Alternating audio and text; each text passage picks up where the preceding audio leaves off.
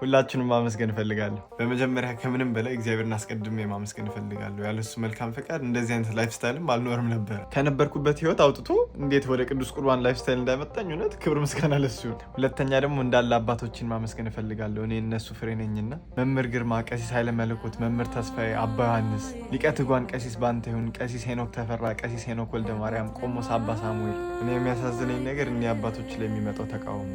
ቅዱስ ጳውሎስ በእናንተ መሃል መከፋፈል አይኖር አይደል ያለው? ስለዚህ ድንጋይ መወርወሩ ቢቀርስ መልካም ዛፍ ጥሩ ፍሬ ያፈራል አይደል? እንዴት እነሱ ታዲያ ክፉ ዛፍ ተብለው ጥሩ ፍሬ ያፈራሉ? እንዳለ የሚያስተምሩት ነገር እኮ ጾም፣ ጸሎት፣ ስግደት፣ ቅዱስ ቁርባንና መንፈሳዊ ውጊያ ብቻ እኮ ነው። በጣም ያሳዝናል። እኒህ አባቶች ስድብ ተሰድበው ስድብ ጠግበዋል። መምህር ግርማ የሱዳን መተት ነው የሚጠቀሙትና እኔ ነኝ የፈወስኳችሁ ይላሉ የሚሉ ሰዎች አንድ ቀን ታግሰው የወንጌል ትምህርታቸውን አዳምጠው ያውቁ። አባ ዮሐንስ ደግሞ ጸጉራቸው ፌክ ነው እያሉ ደግሞ እዩት ፌክ ጸጉር ያድጋል እንዲ። ሶሪ መቼስ ሌላ ነገር ውስጥ ገባሁባችሁ፣ ግን ክርስቶስን አይሁድ ጠልተውታል ነበር። ስለዚህ እነዚህ አባቶች በዚህ ዘመን መጠላታቸው ያናክል ማያስገርም። በስተመጨረሻ ደግሞ በውስጥ ቴክስት እያደረጋቸው የምታበረታቱኝ ሰዎች በጣም ነው የማመሰግናችሁ። የሚመጣው ሰፖርት እውነት ቲክቶክ ላይም ኢንስታግራም ላይም በጣም ብዙ ነው። እውነት እግዚአብሔር ያክብራችሁ። በጣም ነው የምወዳችሁ።